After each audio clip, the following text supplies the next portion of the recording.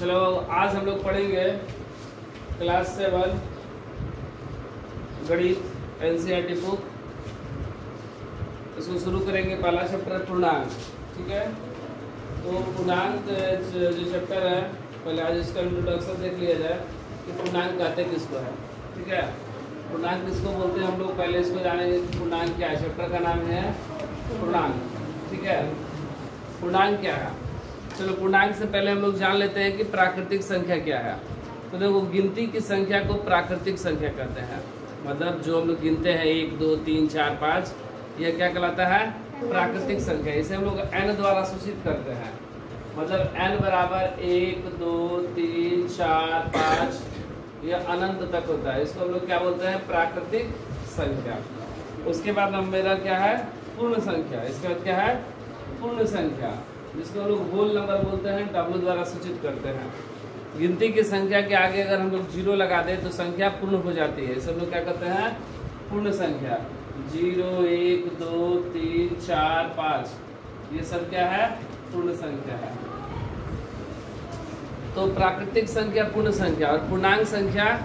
तो पूर्ण संख्या के धनात्मक एवं ऋणात्मक समूह को पूर्णांक संख्या कहते हैं। इसे हम लोग I द्वारा सूचित करते हैं, इंटीजर, जो कि चैप्टर का नाम है पूर्णांक। ये क्या होता है? 0 1 2 3 4, ये क्या है? अनंत तक है, ठीक है। और इसी में माइनस का भी शामिल हो जाए तो इसे हम लोग क्या कहते हैं? पूर्णांक संख्या। ये भी इधर अनंत तक, ठीक है। तो पूर्ण संख्या के धनात्मक एवं ऋणात्मक समूह को पूर्णांक संख्या कहते हैं। मतलब इसमें प्लस में भी 1 2 3 है और माइनस में भी 1 2 3 है। इसी को लोग क्या कहते हैं? पूर्णांक संख्या कहते हैं, ठीक है। अब देखो, पूर्णांक संख्या 3 तरह का हुआ। पहला हुआ धनात्मक पूर्णांक। क्या हुआ? धनात्मक पूर्णांक। धनात्मक पूर्णांक। पूर्णांक संख्या 3 तरह का, धनात्मक पूर्णांक। दूसरा हो गया शून्य पूर्णांक, शून्य पूर्णांक। और तीसरा हो गया ऋणात्मक पूर्णांक, ऋणात्मक पूर्णांक। यह 3 तरह का हुआ, धनात्मक पूर्णांक, शून्य पूर्णांक और ऋणात्मक पूर्णांक। धनात्मक पूर्णांक मतलब प्लस में 1 2 3, इसको लोग प्राकृतिक संख्या भी बोल सकते हैं। इसको लोग क्या बोल सकते हैं?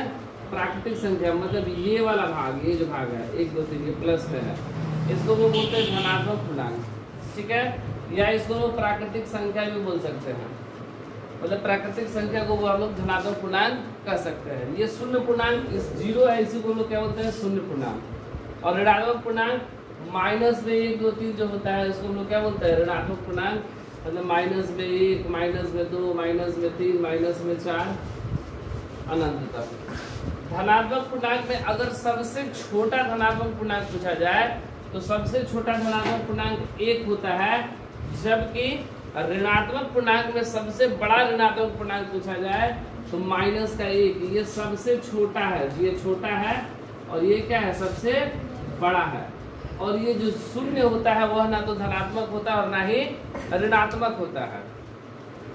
चलो अब हम लोग कुछ पूर्णांक संख्या के गुण के विषय में देख लिया जाए। तो देखो, पूर्णांक संख्या जो का गुण जो है, पहला क्या कहते बोल रहा है इसका गुण में कि यह क्रम विनिमय गुण का पालन करता है, ठीक है। पूर्णांक संख्या क्रम विनिमय गुण का पालन करता है। क्रम विनिमय गुण क्या कहलाता है? यह योग और गुणा के लिए क्रम विनिमय गुण सत्य होता है। देखो, पहला जो है कि यह क्रम विनिमय गुण का पालन करता है। क्रम विनिमय गुण,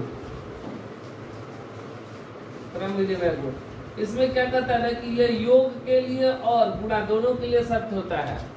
जोड़ के लिए और गुणा के लिए, घटा और भाग के लिए नहीं। क्रम विनिमय गुण मतलब a + b = b + a, ये इसके लिए सत्य है। और गुणा के लिए क्या होता है? a × b = b × a, ये होता है क्रम विनिमय गुण, इसके लिए सत्य होता है। इसके बाद जो होता है पूर्णांक संख्या, वह जो होता है साक्षर गुण, इसके लिए सत्य होता है। साक्षर गुण के लिए भी क्या है? सत्य है। कौन सा? साक्षर गुण। साक्षर गुण मतलब a + b + c बराबर a + b + c, ये ब्रैकेट में इधर, ये ब्रैकेट में इधर, इसके लिए सत्य होता है। योग के लिए भी और गुणा के लिए भी। इधर गुणा वाला है, इधर योग वाला है। a इंटू बी इंटू सी बराबर a इंटू बी इंटू सी। सबसे पहले ब्रैकेट के अंदर वाले को हल करेंगे तो इसके लिए भी क्या होता है, सत्य होता है। उसके बाद पूर्णांक संख्या का योज तत्समक, अगर किसी पूर्णांक संख्या में ये योज तत्समक किसी पूर्णांक संख्या में अगर शून्य जोड़ दे तो वह जो उसका योगफल होगा वह क्या होगा, पूर्णांक संख्या ही होगा। जैसे कि अगर a में अगर a जोड़ते हैं 0 तो वह क्या आएगा, a आएगा। ठीक है। उसके बाद क्या होता है, संवरक गुण कि दो पूर्णांक संख्याओं का योग घटा और गुणा के लिए पूर्णांक संख्याओं प्राप्त किया जाता है संवरक गुण का।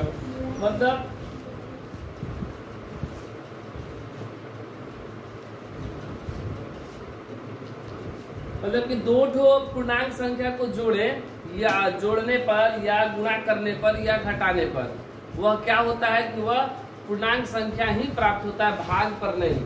मतलब ये संवरक गुण क्या कहता है, संवरक गुण कि दो वो कोई भी संख्या ले ले, जैसे 5 और 3 जोड़ देंगे तो क्या आएगा 8, ये भी पूर्णांक ये दोनों भी पूर्णांक, -2 माइनस ये +5 घटा देंगे तो 3 ये भी पूर्णांक, या गुणा कर दे 2 गुणे 5 तो भी क्या हो जाएगा 10 ये भी पूर्णांक। मतलब दो पूर्ण संख्याओं को जोड़ने घटाने या गुणा करने पर पूर्णांक संख्या ही प्राप्त होता है।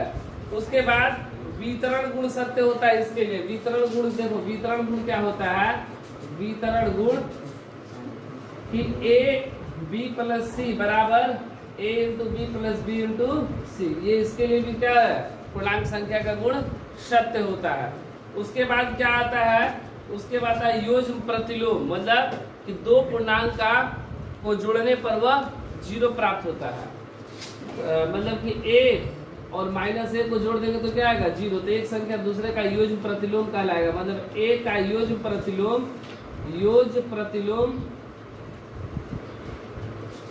-a, मतलब 5 है, अगर इसको हम लोग क्या चीज पे जोड़ दे तो आएगा -5, जो रहेगा ठीक उसका विपरीत चिन्ह जोड़ देंगे तो वह 0 आएगा। यह योज्य प्रतिलोम कहलाता है। ठीक है, तो यही है पूर्णांक संख्या।